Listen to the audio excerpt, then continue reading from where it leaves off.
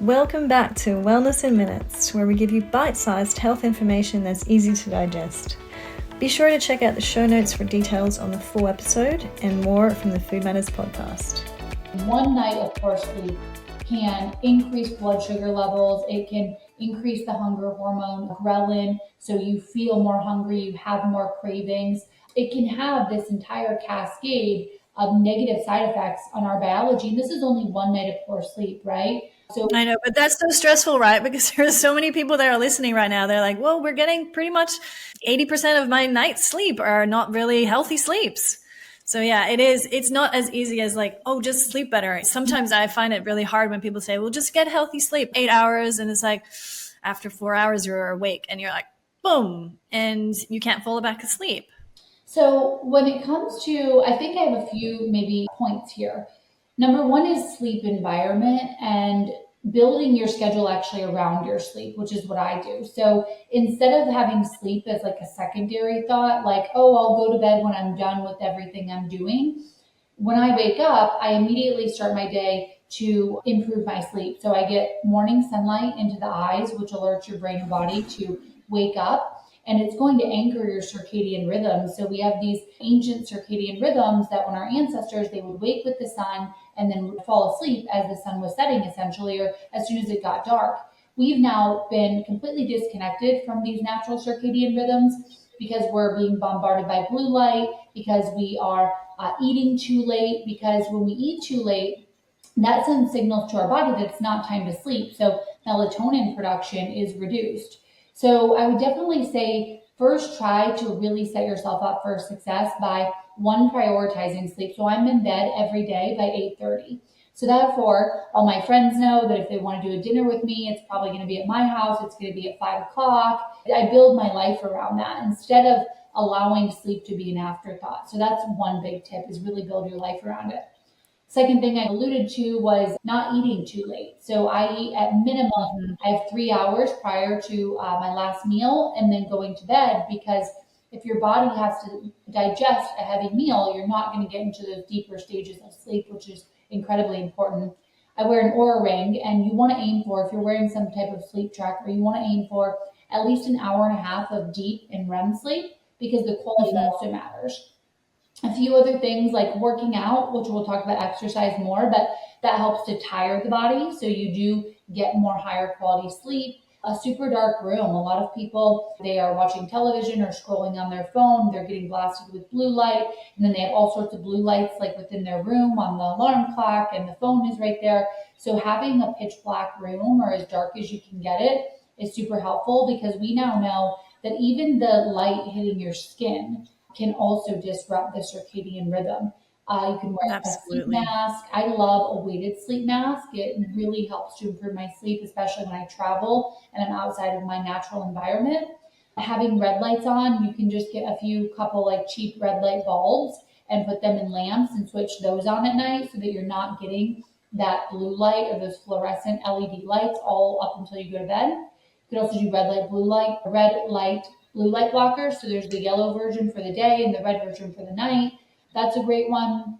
Some people enjoy a sleep stack. I take it rarely, but sometimes I'll do like a glycine with an apigenin with a little bit of GABA and a little bit of L-theanine, and that is really great for relaxing the body. Of course, if you're introducing new supplements, you want to speak with your healthcare provider.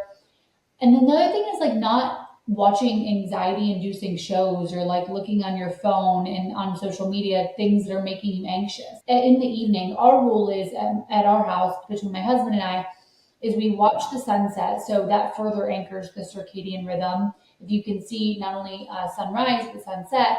And then once sunset has happened, there's no more food because we're not meant to be eating after the sun is set. And red lights go on. You can also even do a red light blocker on your television.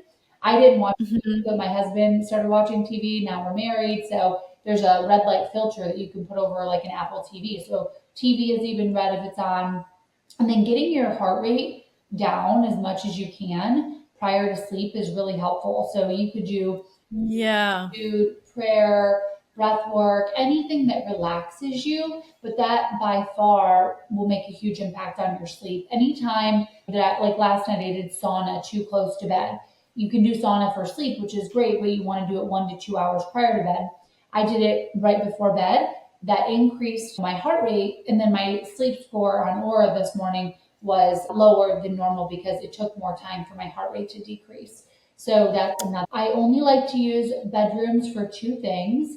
I think you will condition yourself if you do work in your bedroom or in your bed to not think of your bedroom as a place for just sleep. So only, I guess we'll just say sex with my husband and sleep are the only 2 things that go on in that room. Super important to have an area designated just for sleep so that you start to train your body to. Yeah. In other words, not bring your laptop into your bed and not bring your iPhone in your bed. I mean, that's probably one of my biggest things as well. When I stopped taking all these devices into my room, because I was like, yeah, if you actually train your body to realize this is your bedroom, this is not really a room where you should be doing either work or sustain long hours and scrolling on your phone. So then you would leave those devices behind before you step into that room of tranquility and the sanctuary, really. Totally. And leaving your phone either way on the other side of the room or at least switching off Wi-Fi and Bluetooth is also great, because I always say we want our bedrooms to be the most restorative place. So as much as you can, you want to you can get them on Amazon. It's just a Wi-Fi switch, and it'll turn all the Wi-Fi's off at night. And so you can have the lowest EMF room as well. My husband and I sleep in something called a Faraday cage, but that's very extra. So it actually blocks out all the EMFs. It's like a cage around the bed, and it's very helpful, but you don't have. Yeah, that's right. I mean, I live in Sydney as well, and we have one of those things because you can turn off your Wi-Fi at night, you can turn off all your devices at night, but it's still, the 5G towers are still pulsing into the house. And so it's really important to have these type of devices to protect us while we're sleeping and our children. Yeah. And a couple other quick things like keeping your room cool. I find significantly better sleep when the room is about 65 degrees Fahrenheit. And we also have a few other things like an organic mattress, so there's not VOCs being off gas. But it's really just starting slow, prioritizing sleep, getting to bed at least before 10, not eating too close, having a cool room. At least try all of these things to set yourself up for better success. Because if you wake up, if you have a great night's sleep, everything that you want to do in terms of health the next day is going to be easier. So yes, thank you everyone for listening. I really enjoyed that talk. I hope you did too. And there will be more of these on the Food Matters podcast. So head to foodmatters.com and see you again.